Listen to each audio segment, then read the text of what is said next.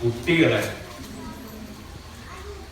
ആധ്യാത്മികതയിലേക്ക് നയിക്കുവാൻ എന്ത് ചെയ്യണം? ഇതാണ് എൻ്റെ വിഷയം. ദയവ് ചെയ്ത് ശ്രദ്ധാപൂർവം കേൾക്കണം, ഇരിക്കണം. എല്ലാവരും ഈ അമ്മയുടെ തിരുമുറ്റത്ത് ഇരിക്കുക. ആരും നിൽക്കരുത്, എല്ലാവരും ഇരിക്കണം. എല്ലാവരും ഇരിക്കണം. ഇനി വരുന്നവർക്ക് കസേരകൾ സംഘടിപ്പിച്ച് വെക്കുകയും വേണം. ഇനി വരുന്നവർക്ക് കസേര സംഘടിപ്പിച്ച് നിരത്തിയിടണം. അന്നേരം പിന്നെ ആലോചിച്ച് നോക്കിയെങ്കിൽ ഞങ്ങളിപ്പം ശശിയുമായിട്ട് സംസാരിക്കുക, അച്ഛനും മകനും തമ്മിലുള്ള ബന്ധം, ദശരഥനും രാമനും, അച്ഛനും സഹോദരങ്ങളും തമ്മിലുള്ള ബന്ധം അല്ല, ഒരാളും അദ്ദേഹത്തിന്റെ സഹോദരങ്ങളുടെ ബന്ധം, സാഹോദര്യ ബന്ധം, സാഹോദര്യ സ്നേഹം. ഭരതൻ, ശത്രുഘ്നൻ, ലക്ഷ്മണൻ, രാമൻ. സമൂഹത്തിൽ തിരുത്താൻ കഴിയുന്ന സ്വാധീനം, ദുഷ്ടന്മാരോടുള്ള ഇഷ്ടക്കേട്, ഒരു രാജാവ് ചെയ്യേണ്ട കാര്യങ്ങൾ എന്തെല്ലാം. ഇപ്പോഴത്തെ MLA, MP, മന്ത്രി അതെല്ലാം തന്നെ അന്നങ്ങനെയാണല്ലോ. അന്ന് രാജാവുകൾ, ഇന്നിപ്പോ 140 രാജാക്കന്മാരുണ്ട്. ആ രാജ്യത്വം എങ്ങനെ പ്രവർത്തിക്കണം, എങ്ങനെ പ്രജകളിലേക്ക് ഇറങ്ങിച്ചേരണം, എങ്ങനെയാണ് അദ്ദേഹം രാജാവാകുന്നത്. സർവ ജനഹൃദയ രഞ്ജകനാണ് രാജാവ്. അതുകൊണ്ടാണ് നമ്മള് രാജാ പ്രത്യക്ഷ ദൈവതം എന്ന് പറഞ്ഞിട്ടുണ്ട്. രാജാവ് പ്രത്യക്ഷ ദൈവമാണ്, നമുക്ക് കാണാൻ കഴിയുന്ന ദൈവമാണ്, കൺകണ്ട ദൈവം. രാജാവ് കൺകണ്ട ദൈവമാണ് എന്ന് പറയാൻ കാരണം അതാണ്. ഇപ്പൊ രാജധർമ്മം ഇതെല്ലാം. പിന്നെ പ്രജകളുടെ ഹിതമറിഞ്ഞ് പ്രവർത്തിക്കേണ്ടവനാണ് രാജാവ്. നമ്മുടെ എത്രയോ പ്രാവശ്യം രാമായണം വായിച്ചപ്പോഴൊക്കെ ആ ഘട്ടമെത്തുമ്പോൾ എനിക്ക് രാമനോട് ദേഷ്യം. എന്നാലും അച്ഛമ്മേ, രാമൻ ചെയ്തത് ശരിയായില്ല എന്ന് ഞാൻ അച്ഛനോട് പറയും. ശരിയായില്ല രാമൻ ചെയ്തത്. പക്ഷേ പ്രജാഹിതം, പ്രജകളുടെ ഇഷ്ടപ്രകാരമാണ് രാമൻ നീങ്ങിയത്. രാജാവ് സംശയത്തിന് അതീതമായിരിക്കണം. ഒരു ചെറിയ സംശയം പോലും രാജാവിനെ കുറിച്ചുണ്ടായിക്കൂടാ, അല്ലേ? ഉണ്ടായിക്കൂടാ. ആ തോന്നലുകൊണ്ടാണ് രാമൻ സീതയെ ഉപേക്ഷിച്ചത്. അതോ ലക്ഷ്മണൻ, സീത പണ്ട് പറഞ്ഞിരുന്നു, എനിക്ക് കാട്ടിൽ പോയ ആ അനുഭവങ്ങളൊക്കെ ഒന്ന് അയവർക്കാൻ എനിക്കൊന്ന് കാട്ടിൽ പോകണമെന്നുണ്ട്. അന്ന് രാവിലെ ആ സന്ദർഭം പറഞ്ഞ് എനിക്ക് വരാൻ സൗകര്യം ലക്ഷ്മണന്റെ കൂടെ വരും, നീ വാൽമീകി ആശ്രമ പ്രദേശമൊക്കെ ഒന്ന് പോയി നോക്കുക, കണ്ണന്റെ ആശ്രമ പ്രദേശം നോക്കുക, ഒന്ന് പോവുക, വരിക എന്ന് പറഞ്ഞേക്കുകയും ആ കാര്യം നിർവഹിച്ച് അവിടെ എത്തിയപ്പോഴാണ് ലക്ഷ്മണൻ പറയുന്നത്, നമ്മള് കാട് കാണാൻ വന്നതല്ല, ഇന്നൊരു കാര്യത്തിലാണ്. അതാണ് സീത കരയാൻ തുടങ്ങി. അവിടെ ഉപേക്ഷിച്ച് ലക്ഷ്മണൻ തിരിച്ചു പോരുകയും ചെയ്തു. ഈ ഒരു ഘട്ടം സൂചിപ്പിക്കുന്നത് രാജാവ് നിർബന്ധമായും രാജധർമ്മം പാലിക്കേണ്ടവരാണ്, പ്രജാഹിതം നോക്കി പ്രവർത്തിക്കേണ്ടവരാണ്. എങ്കിൽ മാത്രമേ രാജാവ് രാജാവാകൂ.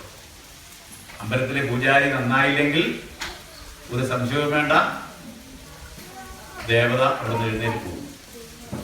അർച്ചകസ്യ പ്രഭാവേന ശിലാഭവതി ശങ്കരൻ. അർച്ചകന്റെ പ്രഭാവം കൊണ്ട് ശില ശങ്കരനായി മാറുന്നു. അവിടെ ശിലയേ ഉള്ളൂ, പക്ഷേ ആ ശില ശങ്കരനാകും, പരമശിവനാകും, മഹാദേവനാകും. എങ്ങനെയെങ്കിൽ അർച്ചക പ്രഭാവേന. ഒരു ദിവസവും ഈ അർച്ചകൻ, പൂജകൻ മന്ത്രങ്ങൾ ചൊല്ലി പൂക്കളർപ്പിക്കുന്നു. രാമായണം കണ്ടത് ഒന്നും വേണ്ട, അധ്യാത്മന വേണം പറയുന്നത്. അതില് ലളിതമായ ഭാഗങ്ങൾ അവരെ കൊണ്ട് ചൊല്ലിപ്പിക്കണം. ഈ 5 വയസ്സ് 6 വയസ്സാവുമ്പോൾ ചൊല്ലിപ്പിക്കണം. അതെ, ഒരു 5ാം ക്ലാസ്സിൽ എത്തുമ്പോ ഇത് ചൊല്ലുമ്പോ കുറേശ്ശെങ്കിലും അർത്ഥം അവന്റെ മനസ്സിലേക്ക് വരും. അത് വരുത്താൻ നമ്മള് ശ്രമിക്കുകയും അത് ഇന്നതാണ് കഥ, ആ കഥ ഇങ്ങനെയാണ്, കഥയെല്ലാം പറഞ്ഞു. അപ്പോഴത്തേക്ക് രാമന്റെയും സീതയുടെയും ലക്ഷ്മണന്റെയും കഥ അവര് കേട്ട് കഴിയും. ഇംഗ്ലീഷിലുണ്ട്, ഇംഗ്ലീഷ് ബുക്കുകളിലുണ്ട്, ഹിന്ദിയിലുണ്ട്. അവർ പഠിക്കുന്ന 3, 4 ഹിന്ദിയില് സീതാപഹരണ കഥ ഒക്കെ ഉണ്ട്. അപ്പൊ കുറേശ്ശെ അത് ഹിന്ദി മാഷും സംസ്കൃത മാഷും മലയാള മാഷും ഒക്കെ പറഞ്ഞു കൊടുക്കും. സാമൂഹ്യ പാഠാധ്യാപകന് പ്രത്യേകം പറഞ്ഞു കൊടുക്കാൻ കഴിയും. കാരണം അദ്ദേഹം ചരിത്രം പറഞ്ഞു കൊടുക്കുന്ന ആളാണ്, ചരിത്രാധ്യാപകനാണ്. ആ നിലക്ക് ചരിത്രകാരനും പറഞ്ഞു കൊടുക്കാൻ കഴിയും. അപ്പൊ ഇങ്ങനെ അവരുടെ മനസ്സില് ഈശ്വരബോധം ഉണ്ടാക്കിയെടുക്കുക, ഈശ്വരബോധം ഉണ്ടാക്കിയെടുക്കുക, ദൈവഭയം ഉണ്ടാക്കിയെടുക്കുക. ഈ നമ്മുടെ ഒരു ധർമ്മവുമായിട്ട്, സനാതന ധർമ്മവുമായിട്ടുള്ള ബന്ധം അവന്റെ മനസ്സിൽ കുറേശ്ശെയായി വരുത്തത്. പിന്നെ രാമായണത്തിൽ തുടങ്ങി നമുക്ക് തൊട്ടടുത്ത് വേഗം ചെയ്യാവുന്നത് ഗീതയാണ്. ഒരു ദിവസം വായിച്ചു തീർക്കേണ്ട ഭാഗം നമ്മുടെ മാതൃഭൂമി പ്രസിദ്ധീകരിച്ചിട്ടുണ്ട്. ഒരു ദിവസം ഇത്ര വായിച്ചിരിക്കണം, അങ്ങനെ 30 ദിവസം കൊണ്ട് തീരും. അങ്ങനെയുള്ള ബുക്കുകൾ അവന് കൊടുക്കുക. 7ാം ക്ലാസ് 8ാം ക്ലാസ് അവർ കുറേശ്ശെ വായിക്കട്ടെ. അവർ നിർബന്ധിക്കണ്ട. ഉച്ചാരണത്തിലെ പിഴവുകൾ ചൂണ്ടിക്കാണിച്ചു കൊടുക്കാൻ കുറേശ്ശെ, തെറ്റുമ്പോ പറഞ്ഞു കൊടുക്കാൻ കുഴപ്പമില്ല. അന്നേരം പറയണ്ട, ഓൺ ദ സ്പോട്ട് തെറ്റ് പറയരുത്. വായിക്കുമ്പോ തന്നെ നീ നേരത്തെ പറഞ്ഞ് നോട്ട് ചെയ്ത് കൊടുക്കുക നമ്മള്. എന്നിട്ട് പിന്നീട് പറയാ, ഇന്ന് നീ പറഞ്ഞില്ല, അതങ്ങനെ ഇങ്ങനെ പറയേണ്ടത്, ഇതാ ശരി. അത് ഉൾക്കൊള്ളും. അത് വായിച്ചു പോകുമ്പോ തന്നെ ഡിസ്റ്റർബ് ചെയ്താൽ അത് ദോഷം ചെയ്യും. കുട്ടിയുടെ ഒരു മനോഭാവത്തെ മാറ്റിക്കളയും. അങ്ങനെ വേണ്ട, അവർ വായിക്കട്ടെ. 2 പേജ് 3 പേജ് പുസ്തകം വായിക്കട്ടെ. അല്ലാതെ മുഴുവൻ വായിച്ചു തീർക്കാൻ നിൽക്കണ്ട. അധ്യായങ്ങളോളം വായിക്കണമെന്ന് ആരും പറയാറില്ല, പറയുന്നുണ്ട്. കുറച്ച് വായിക്കട്ടെ. അങ്ങനെ വായിക്കുമ്പോൾ ഒരു മാസമാകുമ്പോൾ രാമായണം വായിച്ചു തീർക്കും. ഒരു ദിവസം ഒരു 10 മിനിറ്റ് 15 മിനിറ്റ് കൂടിയാവും. ഇപ്പൊ ചോദിക്കും, അച്ഛാ എനിക്ക് ഒരുപാട് വായിക്കാനുണ്ട്. കുറെ വായിക്കാനുണ്ടായാലും ആ വായനക്ക് മുഴുവൻ പ്രചോദനവും ഉത്സാഹവും ഈശ്വര സാന്നിധ്യവും തരും ഈ 1 മിനിറ്റ് നേരത്തെ പ്രാർത്ഥന, അല്ലെങ്കിൽ 5 മിനിറ്റ് നേരത്തെ പ്രാർത്ഥന. നമ്മൾ പരീക്ഷാ ദിവസം രാവിലെ അവർക്ക് പോയിട്ടേ പരീക്ഷയ്ക്ക് പോകാമെന്ന് ഞാൻ പറയും.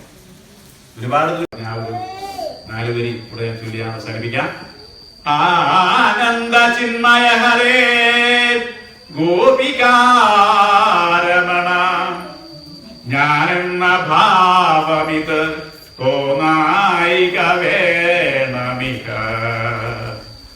തോന്നുന്നതാകിൽ അഖിലം ഞാനിതെന്ന വഴി തോന്നേണമേ വരദ നാരായണായ നമഃ.